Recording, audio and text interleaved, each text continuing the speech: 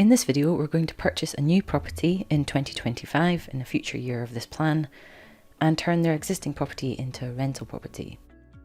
So to do this, I need to create a what if scenario, as we'll be changing some items in the plan specifically for this scenario. So I'm going to go to what if, and I'll call this rental property and new property.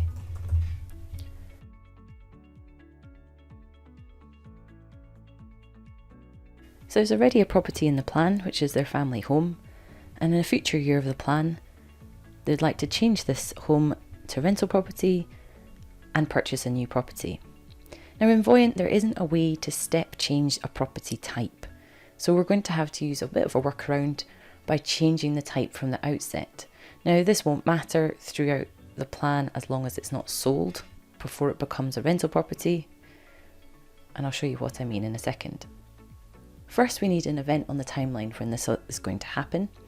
So I double click on the timeline to add my new event, new property purchase year. I'll give it the house icon, and I'm happy that it's Mary as the owner. Now it's actually in 2025, so I'm going to drag this to 2025. So there's my event on the timeline. I now go to dashboard. First thing I'm going to do is set up the new property purchase. So I go to the plus button bottom right, click on property, and here we're going to enter the new property, so new family home. Now this is a primary residence, and because it's a new purchase in the plan, I just need to put in a market value.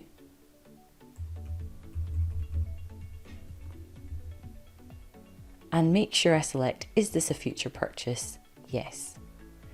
This means it will create an expense in the plan at the future purchase event, which we'll put in the timing screen. The inflation rate is the rate that this market value will grow at before it's purchased, and the growth rate is the rate that the property value will grow at after it's purchased. You can use inline help here to remind yourself of what each of these fields do.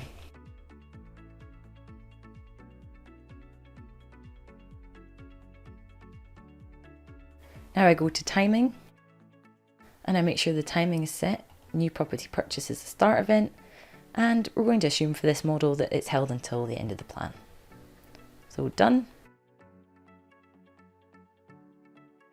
Okay, here's the new property purchase in this year. If I double click on the bar, you can see it as an expense, new family home purchase. It's using their savings to pay for this. And if I go to property, purchase properties is the new family home.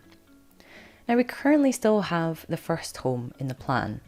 As I said, there's no way at the moment to change a type in a future time in the plan. So instead what we're going to do is go to property and just change the type from the beginning of the plan. And make sure that you have a purchase value in for the rental property. So if it's sold at a future point in the plan, that the right CGT will be calculated. The CGT calculation is based on the market value grown by the growth rate minus the purchase value. So put in the appropriate purchase value for the rental property. If I click done,